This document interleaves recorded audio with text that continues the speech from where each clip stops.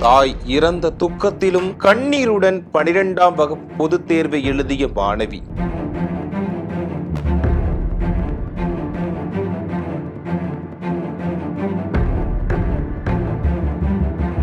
செங்கல்பட்டு மாவட்டம் மதுராந்தகம் அருகே உள்ள சிறுநல்லூர் முதுகரை வசந்தவாடி பகுதியைச் சேர்ந்த தம்பதியினர் முருகதாஸ், கற்பகம். இவருடைய மகள் மனுஸ்ரீ மதுராந்தகத்தில் உள்ள அரசு மகளிர் மேல்நிலைப் பள்ளியில் 12ஆம் வகுப்பு படித்து வருகிறார். இந்நிலையில் கடந்த சில நாட்களாக உடல்நலக் குறைவால் பாதிக்கப்பட்டிருந்த கற்பகம் புதுச்சேரியில் உள்ள ஜிப்மர் மருத்துவமனையில் சிகிச்சை பெற்று வந்தார். இந்நிலையில் நேற்று அதிகாலை 5 மணியளவில் அவர் உயிரிழந்தார். தாயின் மறைவு செய்தி கேட்டு மாணவி மனுஸ்ரீயும் அவரது குடும்பத்தினரும் அழுது துடித்தனர். அதே நேரத்தில் மாநிலம் முழுவதும் +2 தேர்வுகள் தொடங்குவதால் மாணவியை தேர்வுக்கு அனுப்புவதா வேண்டாமா என உறவினர்கள் மத்தியில் கேள்வி எழுந்தது. ஆனால் வாழ்க்கையில் தான் பெரிய நிலையை எட்ட வேண்டும் என தாய் நினைத்ததால் தனது தந்தையின் ஆறுதலோடும் மன உறுதியோடும் கண்ணீரை அடக்கிக் கொண்டு மதுராந்தகம் அரசு மகளிர் மேல்நிலைப் பள்ளிக்கு மாணவி மனுஸ்ரீ தேர்வு எழுத சென்றார். பெற்ற தாயை இழந்த துயரத்திற்கு இடையிலும்